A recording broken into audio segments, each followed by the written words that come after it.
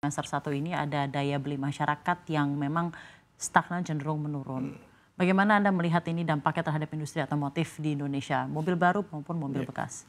Kalau dampak ke industri mobil baru itu sudah terlihat ya di berita yang baru beberapa hari yang lalu. Ya. Penjualan otomotif wholesale turun 8% per tahun. Dampak bagi industri retail mobil bekas ini agak beragam. Ya, ada berapa yang menurun, ada yang meningkat. Kebetulan untuk Autopedia kami masih meningkat. Ya, sampai kuartal 1 tahun 2025 ini dibanding tahun lalu, penjualan Autopedia masih tumbuh 21%. Ya, penjualan retail kami melalui channel caroline.id kami yang mobil bekas bergaransi itu masih tumbuh 33%. Dan penjualan melalui lelang masih tumbuh 15% untuk mobil. Ya, jadi secara keseluruhan Autopedia masih meningkat. Tapi mungkin kalau di bisnis mobil bekas retail yang UMKM itu beragam. Oke. Tapi apakah Anda melihat penurunan ini cukup mengkhawatirkan, Pak, untuk industri otomobil di Indonesia? Ya, bisa cukup mengkhawatirkan ya, karena biasanya industri otomotif itu adalah leading indikator.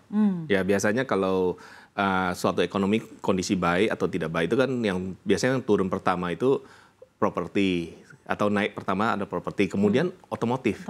Kenapa? Karena otomotif dan properti itu high big ticket item. Jadi masyarakat begitu ada keraguan untuk spending, itu biasanya dikurangin pertama kali yang dikurangin adalah yang big ticket item ini. Gitu. Jadi Anda melihatnya dengan ada penurunan yang memang terasa, begitu ya, ini menunjukkan bahwa daya beli yang ada di Indonesia memang sedang stagnan cenderung menurun, begitu ya Pak ya? Kalau lihat dari data GDP memang agak menurun ya. Iya, betul sekali. Ada GDP growth juga kemarin di 4,87% dan lain-lain. Autopedia, kinerjanya seperti apa Pak di semester 1 2025 ini di tengah ada begitu banyak juga tantangan ekonomi yang ada di daya beli masyarakat? Di semester 1 belum kami rilis, tapi yang sampai kuartal pertama pertumbuhan kami masih bagus tadi. Penjualan kami masih tumbuh 21%, penjualan bisnis Caroline ID kami year on year. Penjualan melalui Caroline ID masih tumbuh 33%. Penjualan lelang kami itu masih tumbuh 15%. Jadi secara overall kami masih sangat bagus. Oke, baik. Apakah pelemahan daya beli Anda melihat ya dampak dari penurunan penjualan mobil baru ini juga merasa menjadi peluang utama untuk mobil bekas atau seperti apa? Apakah ternyata penurunan yang di mobil baru ini juga langsung tercermin pada kenaikan ada mobil bekas atau melihatnya justru ada koreksi di dua industri tersebut, Pak? Ada positif dan negatifnya. Nah, sisi positifnya adalah masyarakat jadi agak menunda pembelian mobil baru, pindah ke mobil bekas. Jadi ada kenaikan langsung? Iya, di mobil bekas ya tadi, di Caroline ID kami meningkat. Kenapa Caroline ID meningkat mungkin dibanding rata-rata pemain industri mobil bekas yang lain?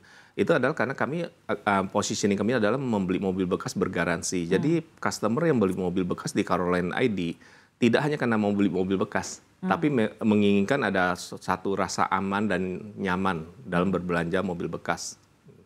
Tipe mobil bekas apa yang masih banyak diburu oleh masyarakat, Pak? Memang agak turun harganya. Sebelumnya mungkin di rata-rata 200 jutaan, sekarang turun di bawah 200 juta. Jadi banyak masyarakat yang lebih mencari mobil bekas yang kisaran 100 juta rupiah. Ya, jadi sedikit downgrading ya. Oh, tidak peduli tipenya apa, tapi yang penting harganya murah? Atau harganya turun. Ya. Oh, begitu. Jadi Anda melihat dengan adanya penurunan di harga di penjualan mobil baru, mereka mengalihkan pembeliannya ke mobil-mobil bekas dengan kisaran harga 100 jutaan rupiah. Iya, 180-an. Sebelumnya 200 lebih. Sekarang agak turun.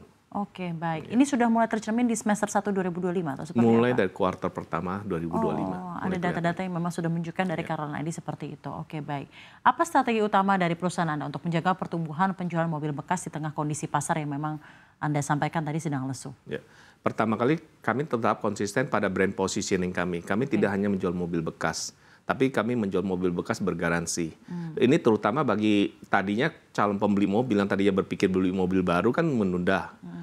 Tidak jadi beli mobil baru. Nah, jadi mereka bisa beli mobil bekas tapi tanpa rasa was-was. Nah, itu yang kami jual. Ya, Pak, karena bergaransi 1 tahun untuk 7 komponen utama. Ya, bukan hanya mesin dan transmisi, tapi electrical, AC, kaki-kaki dan lain-lain. Dan itu garansi yang diurus administrasinya oleh Autopedia atau seperti Semua apa? di-handle pada saat pembelian. Jadi customer hanya tahu terima beres. Oh begitu. Jadi memang competitive advantage dari Autopedia adalah mobil bekas tapi bergaransi. Bergaransi. Dan itu memang tidak awam ya pada kenyataannya. Saat ini Biasanya kalau harus, mobil bekas itu tidak ada garansi begitu ya Pak? Ya? Iya, yang memiliki garansi sampai yang kami sebut 7G, 7 garansi, 7G plus itu hanya Autopedia. Selain karena penurunan daya beli, apalagi yang menurut Anda menjadi faktor utama yang menyebabkan penurunan yang signifikan terjadi di penjualan mobil baru, Pak? Yang kedua gini, pembelian mobil kan high ticket item, big ticket item, ini kan banyak kan menggunakan financing. Lebih dari 50% pembelian mobil itu menggunakan financing. Nah, saat ini kenaikan NPL di sektor keuangan kan juga sedang meningkat. Akibatnya ya industri keuangan lebih hati-hati dalam menyalurkan pinjaman pembiayaan. Nah, ini akan mempengaruhi jadi penjualan mobil bekas dan mobil baru juga. Oke, baik. Kedepannya Pak, dengan tekanan daya beli yang belum menunjukkan perbaikan signifikan, apakah Anda melihat akan ada perlunya revisi target kinerja atau tetap optimistis mencapai pertumbuhan, khusus untuk pertumbuhan perusahaan Anda? Kami masih optimis bisa sesuai yang kami rencanakan. Kenapa? Karena Autopedia ini baru 3 tahun. Jadi kami masih relatif kecil dibanding total potensi pasar yang ada di Indonesia. Jadi kami sangat yakin. Kira-kira insentif apa Pak sebenarnya dibutuhkan oleh pelaku industri otomotif seperti Automedia yang mungkin bisa dikerahkan dari pemerintah? Support, insentif, atau bentuk-bentuk regulasi yang dapat mendukung industri otomotif bisa tetap dapat bertahan atau tetap berkinerja baik di tengah tekanan ekonomi yang ada? Yang mungkin dari pemerintah bisa dibantu dengan konsistensi dalam peraturan. Terutama karena gini, kalau kita lihat otomotif adalah salah satu sumber pendapatan di luar pajak bagi pemerintah daerah. Dengan ada isu pajak obsen yang mulai berlaku tahun ini kan juga mempengaruhi penjualan mobil baru dan mobil bekas. Ya, jadi kalau pemerintah memiliki horizon yang lebih panjang dan membuat policy, ini akan bisa membantu industri otomotif. Sejauh mana kebijakan pajak dan regulasi yang ada di Indonesia ini mempengaruhi kebijakan operasional yang ada di perusahaan Anda, Pak? Karena pajak penghasilan daerah ini kan sebagian dari industri otomotif. Ya, ini bisa berbeda-beda antara daerah satu dengan daerah lain. Ini jadi memberikan dampak bagi kepastian usaha bagi pengusaha di industri otomotif. Nah, mengenai financing, Pak, strategi pembiayaan atau kerjasama dengan lembaga keuangan yang ditawarkan oleh perusahaan Anda untuk memudahkan konsumen di tengah bunga kredit yang memang cukup challenging saat ini dan juga daya beli masyarakat yang memang tidak sekuat tahun sebelumnya seperti apa, Pak? Autopedia kami sebagai salah satu pemain terbesar di industri otomotif saat ini. Kami memiliki kelebihan, kami memiliki bargaining position yang cukup bagus dalam berdaya tawar dengan perusahaan-perusahaan pembiayaan. Sehingga kami bisa dapatkan nilai yang baik bagi customer kami. Oke. Jadi memang Anda merasa dengan adanya Anda sebagai one of the leading market industry gitu ya. Jadi Anda memiliki bargaining position untuk financing dan lain-lain. Dan sekarang untuk pembelian mobil bekas khususnya untuk Caroline ID gitu ya sendiri, itu biasanya mereka membeli masih dengan financing ya Pak ya, atau seperti apa? Berapa persentasenya?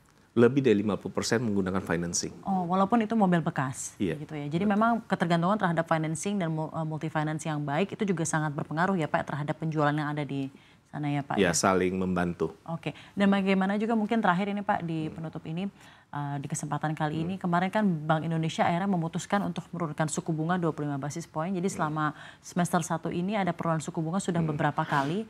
Apakah ini menjadi kabar yang cukup baik untuk industri otomotif, ataukah Anda merasa ya kita masih melihat translasinya ini ke tingkat suku bunga kredit seperti apa? Mungkin secara sentimen bisa membantu memperbaiki sentimen di masyarakat ya, karena penurunan suku bunga kesannya kan angsurannya akan turun. Tapi dampak lebih besarnya adalah keyakinan masyarakat akan kondisi ekonomi saat ini dan ke depan. Karena kalau masyarakat kurang yakin dengan situasi ekonomi, biasanya masyarakat akan menunda pembelanjaan. Oke, baik.